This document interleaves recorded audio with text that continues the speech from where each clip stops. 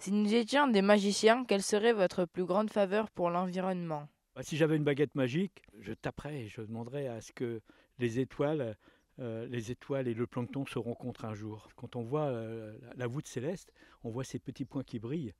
Et quand on regarde l'océan, on voit ces petits points qui brillent aussi, hein, et voilà, ce serait la rencontre du cosmos et de l'océan. De quelle manière pourrions-nous sensibiliser la jeunesse, vraiment la toucher? C'est peut-être grâce à la musique, grâce au chant. Pourquoi pas écrire des chansons qui auraient un lien avec l'environnement et le plancton en particulier, créer de l'émotion. Parce que quand on crée l'émotion, eh ben, ça monte après au cerveau et on se pose des questions quoi, sur le message qu'on a voulu passer par la musique, par le chant, par la poésie. Pourquoi c'est si important de protéger les planctons? Le plancton, c'est la base de toute la vie sur la planète. C'est pour ça qu'il faut le protéger. Il faut savoir que 50% de l'oxygène que tu respires aujourd'hui, tu le dois au phytoplancton. Et aussi les ressources protéines pour demain, quoi. Bon, on voit qu'il y a plein de choses à faire, mais alors, qu'est-ce que les élus peuvent faire et quelle est leur responsabilité? Ce qu'il faut, c'est que les élus soient à l'écoute de la diversité. Comme moi, je suis à l'écoute de la diversité du plancton végétal, animal et des poissons et tout ça. C'est très important, quoi. Chacun d'entre nous, on a un petit morceau de la solution.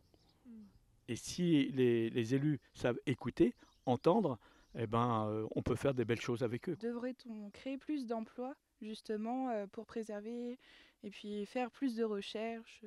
Les emplois n'existent pas encore, on est en train de les créer, de les inventer. Chacun peut inventer, créer son propre emploi, hein. Alors bien sûr, ça ne tombe pas comme ça du ciel.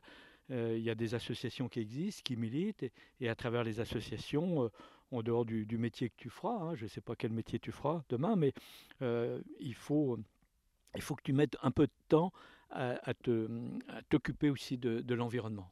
Quelle serait la première chose à arrêter dans nos gestes quotidiens ou dans nos productions pour la préservation de l'environnement? Le premier geste que je ferais, c'est pour préserver le phytoplancton, le plancton végétal, celui qui est à la base de toute la vie de la planète et des océans, c'est les pesticides. Les pesticides ont un impact terrible sur ces micro-organismes. Et quand je dis les pesticides, c'est des traces infinitésimales.